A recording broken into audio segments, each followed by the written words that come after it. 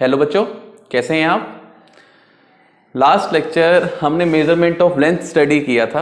आज हम उसके इनडायरेक्ट मेथड स्टडी करेंगे to evaluate the long distance lengths. ठीक है, डिफरेंट मेथड हैं। फर्स्ट मेथड है इको मेथड। हम मेन मेथड ही करेंगे क्योंकि नंबर ऑफ मेथड्स हैं हमारे पास, तो हम मेन इंपॉर्टेंट मेथड ही स्टडी करेंगे। तो सबसे पहले है इको मेथड और रिफ्लेक्शन मेथड। इस मेथड को करने का बेनिफिट ये है क्योंकि लगभग सभी मेथड इसी प्रिंसिपल के ऊपर बेस्ड है। इको मेथड, इको का मतलब क्या होता है कि आवाज का गूंजना, और रिफ्लेक्शन मेथड बोलते हैं इसको। अब रिफ्लेक्शन मेथड क्यों बोलते हैं, स्टेटमेंट से आएगा। And echo method is the phenomena of repetition of sound on reflection from an obstacle. Obstacle से स्ट्राइक करने के बाद साउंड वेव दोबारा हमारे पास वापस आती है, मतलब रिफ्लेक्ट होके वापस आती है। ठीक है ना, ऑब्स्टेकल से स्ट्राइक करेंगी और बाउंस बैक कर जाएंगी। बाउंस बैक को क्या बोलते हैं, रिफ्लेक्शन बोलते हैं। इसीलिए इसको हम रिफ्लेक्शन मेथड भी बोलते हैं। ठीक है ना। अब जैसे एक एग्जांपल है, हमारे पास ये हिल है और ये पी पॉइंट है हमारे पास।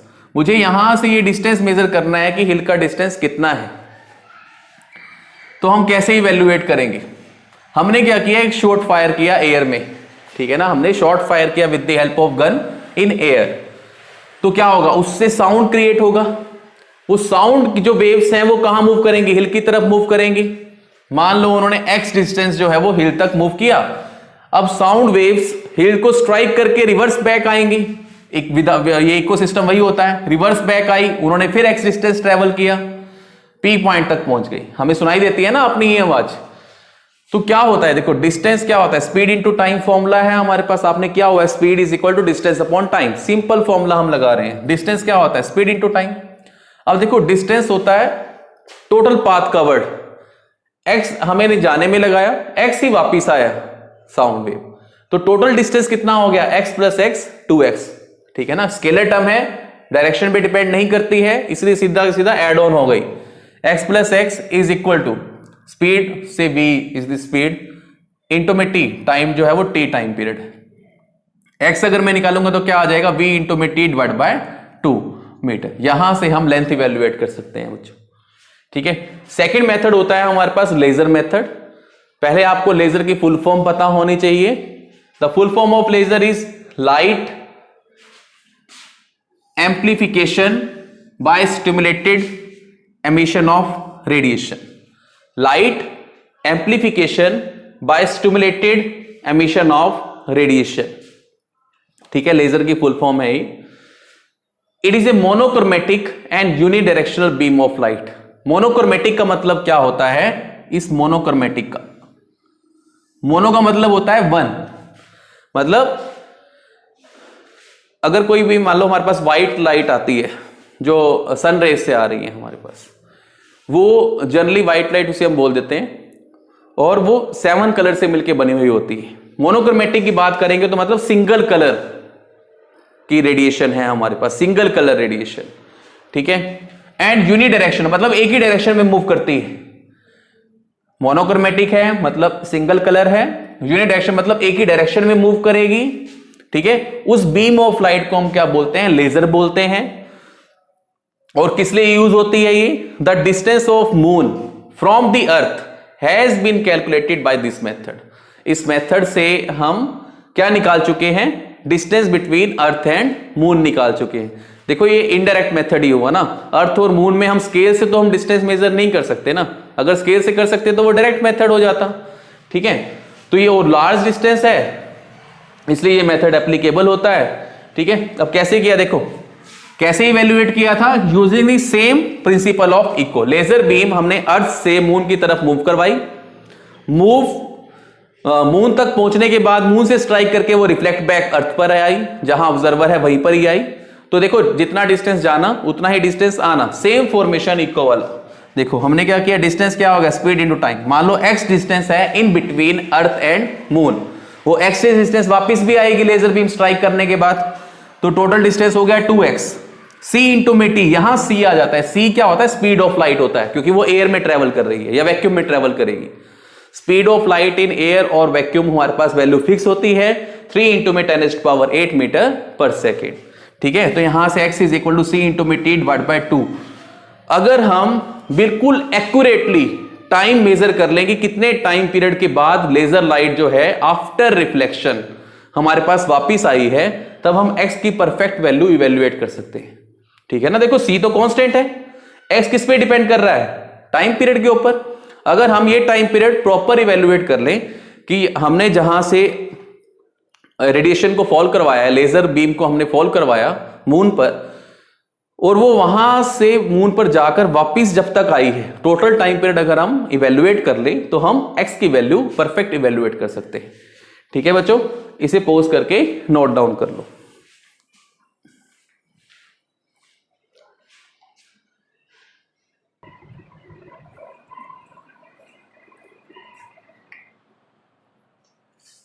आगे बच्चों थर्ड मेथड है रडार मेथड। रडार की फुल फॉर्म होती है रेडियो डिटेक्शन एंड रेंजिंग। मतलब ये रेडियो एक्टिव वेव्स की फॉर्म में हम क्या करते हैं, रेडियो एक्टिव वेव्स को मूव करवाते हैं। ठीक है, रडार सिस्टम के अंदर देखो, it is a powerful equipment which is used for detection of an object like aeroplane. मतलब एरोप्लेन की पोजीशन को हमें देखना है कि वो कितनी डिस्टेंस पर है या कितनी वेलोसिटी से इवन मूव कर रहा है, तो भी हम इस रडार मेथड को अप्लाई कर सकते हैं। ठीक है ना, एरोप्लेन की पोजीशन को अगर हमें इन एयर देखना है कि वो कितने डिस्टेंस पर है, ठीक है, या वो कितनी वेलोसिटी से मूव कर रहा है, तो हम रडार मेथड का यूज करते हैं। And measuring it distance using radio waves. अब क्या करते हैं, देखो these waves are transmitted in space all around in radar station में इन वेव्स को हर एक जगह पर स्प्रेड किया जाता है, हर एक जगह पर स्प्रेड किया जाता है। ठीक है, तो जब एरोप्लेन इन रेडिएशंस की रेंज में आता है, तब क्या होता है, जैसे ही वो रेंज में आएगा, रेडिएशन तो जा रही है, हर एक जगह जा रही है, जैसी रेंज में आया, जो लाइट रेडिएशन इसके बीच में आ गई, मतलब ये आई और यही रिफ्लेक्ट बैक होके वापस चली जाएगी। मान लो x डिस्टेंस आई तो x डिस्टेंस से वापस चली जाएगी। सेम मेथड हमने अडॉप्ट किया, x is equal to c into में टी डिवाइड बाय 2, जो हमने लेजर मेथड में किया था। क्योंकि ये जो रेडियो वेव्स हैं, ये कहां मूव करवा रहे हैं हम, इन एयर ही तो करवा रहे हैं।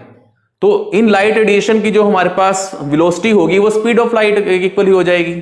वो किससे इक्वल होता है, 3 इंटू में 10⁸ सी इंटू में टी डिवाइड बाय 2। इसलिए हमने ये वाला फॉर्मूला यहां पर यूज किया है। उसके बाद होता है हमारे पास सोनार मेथड। सोनार का मतलब होता है sound navigation and ranging. Sound navigation and ranging method होता है। ये कहां यूज होता है, ये अंडर वाटर यूज होता है। ठीक है, this method is use for detecting an object under water. किसी ऑब्जेक्ट को अगर मुझे डिटेक्ट करना है अंडर वाटर, जैसे सबमरीन या किसी शिप को ही हमें डिटेक्ट करना है, या सी रॉक्स को, मतलब नीचे कोई चट्टान आ जाती है उसको मुझे डिटेक्ट करना है। ठीक है, and measuring it distance with the help of ultrasonic waves. Sound, ये अल्ट्रासोनिक वेव बहुत ही ज्यादा स्ट्रॉन्गेस्ट वेव होती है, क्योंकि इसकी वेवलेंथ बहुत ज्यादा होती है, 20,000 हर्ट्ज के इक्वल होती है इसकी वेवलेंथ, 20,000 हर्ट्ज। ध्यान में रखना है, अल्ट्रासोनिक वेव। देखो क्या होता है, जैसे मान लो ये ट्रांसमीटर है, मान लो हम सबमरीन में बैठे हुए हैं, हमें देखना है कि हाँ एक चट्टान है, वो कितने डिस्टेंस पर है, तो सबमीटर में ट्रांसमीटर लगा हुआ होगा जो अल्ट्रासोनिक वेव्स को मूव करवाएगा। देखो यहां से क्या हुआ, अल्ट्रासोनिक वेव मूव की किसकी तरफ, सी रॉक की तरफ। मान लो एक्स डिस्टेंस मूव की। देखो सारे प्रिंसिपल ऑफ इको के ऊपर ही बेस्ड हैं। ठीक है, इकोसिस्टम के ऊपर ही बेस्ड हैं, रिफ्लेक्शन के ऊपर बेस्ड। एक्स डिस्टेंस पे आई, रिफ्लेक्ट होने के बाद वापस एक्स डिस्टेंस से ट्रेवल किया, सेम फॉर्मेशन आया, x is equal to v into में टी डिवाइड बाय 2, क्योंकि 2 इंटू में एक्स करते हैं हम यहां पर, वहां से x की वैल्यू आ जाएगी v इंटू में टी डिवाइड बाय 2। v जो है वेलोसिटी ऑफ अल्ट्रासोनिक वेव है इनसाइड द वाटर। अब वो स्पीड ऑफ लाइट c के इक्वल नहीं रख सकते ना हम उसे, इसलिए यहां पर v रखा है। ठीक है, और यहां से हम x की वैल्यू आइडेंटिफाई कर लेंगे। इसे पॉज करके नोट डाउन कर लो।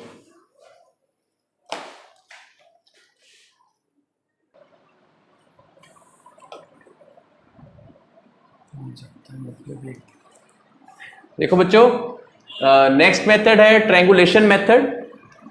ट्रायंगुलेशन मेथड मतलब ये ट्रायंगुलर ज्योमेट्री का यूज करता है to find the height of an object. किसी ऑब्जेक्ट की अगर मुझे हाइट को मेजर करना है तो हम इस ट्रायंगुलेशन मेथड का हेल्प करते हैं। ये ट्रायंगुलेशन मतलब ट्रायंगल्स की हेल्प लेता है। ठीक है, this method uses the geometry of triangles for measuring the height of an distant object. मतलब काफी डिस्टेंस पे कोई ऑब्जेक्ट है और मुझे उसकी हाइट को मेजर करना है, तो हम ट्रायंगुलेशन मेथड का यूज करते हैं। सपोज करो ये ए बी है हमारे पास, जिसकी हाइट मुझे एच मेजर करनी है बच्चों, एच मेजर करनी है, और ऑब्जर्वर यहां, मतलब मैं यहां पर खड़ा हूं, ठीक है, आई एम एन ऑब्जर्वर, और मैं यहां पर स्टैंड कर रहा हूं। तो मैं एक तो देखो, एक हमारे पास ये हॉरिजॉन्टल हाइट आएगी, हॉरिजॉन्टल मतलब डिस्टेंस आ जाएगा कि ओ और बी के बीच में डिस्टेंस सपोज करो एक्स है, वो हम मेजर कर सकते हैं। और ओ ए और ए पॉइंट को भी मीट करवा दो, एक पूरी राइट एंगल ट्रायंगल बन जाएगी बच्चों आपके पास, ठीक है। ये थीटा एंगल एक हमारे पास डायरेक्ट मेजरिंग इक्विपमेंट आता है जिसे हम सेक्टेंट बोलते हैं, ठीक है। वहां से हम, मतलब इस सेक्टेंट को अगर मैं ओ पर रखूंगा तो मुझे थीटा एंगल मिल जाएगा बच्चों। अगर मैं सेक्टेंट को ओ पर रखूंगा तो मुझे थीटा एंगल मिल जाएगा, क्योंकि अगर मुझे हाइट मेजर करनी है तो मुझे थीटा भी पता होना चाहिए और एक्स भी पता होना चाहिए। तो अगर मैं इस राइट एंगल ट्रायंगल में, क्योंकि मुझे थीटा मालूम है, एक्स मालूम है, राइट एंगल ट्रायंगल में tan थीटा इवेल्युएट करता हूं, तो tan थीटा क्या होता है, perpendicular by base h divided by x। तो यहां से हम h की वैल्यू आइडेंटिफाई कर सकते हैं, क्या आ जाएगी, x tan थीटा, हम यहां से फाइंड आउट कर लेंगे। आज का लास्ट हमारे पास जो मेथड है वो होता है, मतलब मेजरमेंट ऑफ लेंथ के अंदर पैरेलैक्स मेथड है। पैरेलैक्स तो जनरली ये होता है कि टू पैरेलल रेस, ठीक है, या ऐसी दो रेस जिनके बीच में एंगल मिनिमम है, बिल्कुल ना के बराबर एंगल, मिनिमम एंगल है, ठीक है। तो पैरेलैक्स मेथड कैसे हम अप्लाई करते हैं, it is the name given to change in position of an object with respect to background. मतलब ऑब्जेक्ट की पोजीशन में चेंज आ रहा है, किसके रिस्पेक्ट में, बैकग्राउंड के रिस्पेक्ट में।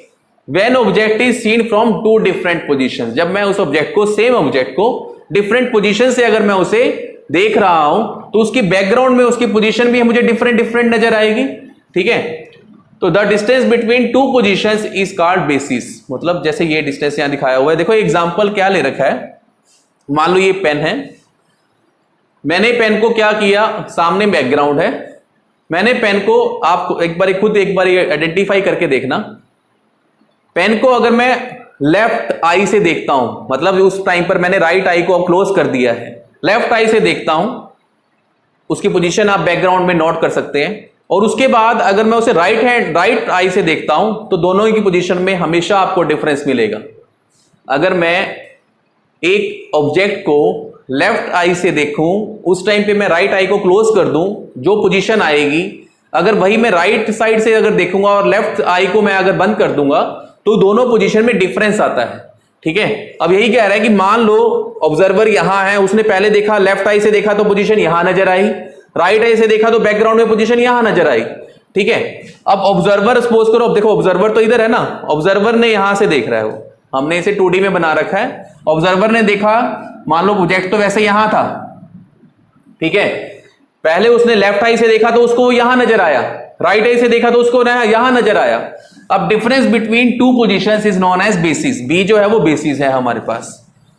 अब अगर ऑब्जर्वर लेफ्ट वाली इमेज को और राइट वाली इमेज को मीट करवा दें तो डिस्टेंस हमें एक्स और एक्स मिलेगा, सेम डिस्टेंस मिलता है, और ये स्मॉल, इतनी ज्यादा लार्ज डिस्प्लेसमेंट नहीं होती है इमेज के अंदर, स्मॉल डिस्प्लेसमेंट होती है, ये आपको शो करने के लिए है बस। Theta, theta is very small, और थीटा को ही हम क्या बोलते हैं, पैरेलैक्स एंगल बोलते हैं। थीटा बहुत ज्यादा स्मॉल है तो उसके लिए ये आर्क बन जाएगी बच्चों। आर्क का फॉर्मूला वैसे क्या होता है, अगर मैं आर्क का फॉर्मूला निकालूं, बी इज इक्वल टू क्या आएगा, एक्स इंटू में थीटा आएगा। तो यहां से हम थीटा की वैल्यू इवेल्युएट कर सकते हैं, वो क्या हो जाएगी, बी बाय एक्स, जो हमने यहां लिखा हुआ है, बी बाय एक्स।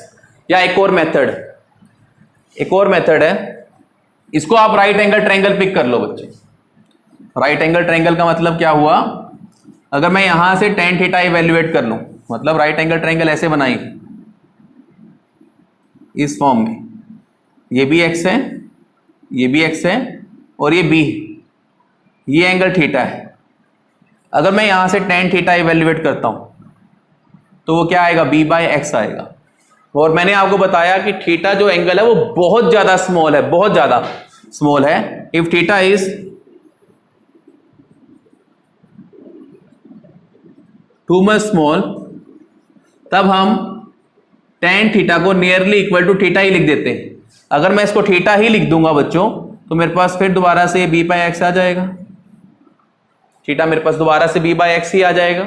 तो आपको यही याद रखना है कि यहां से अगर मैं आर्क का फॉर्मूला हमेशा याद रखना है। आर्क ये है, एंगल के सामने वाली आर्क होती है।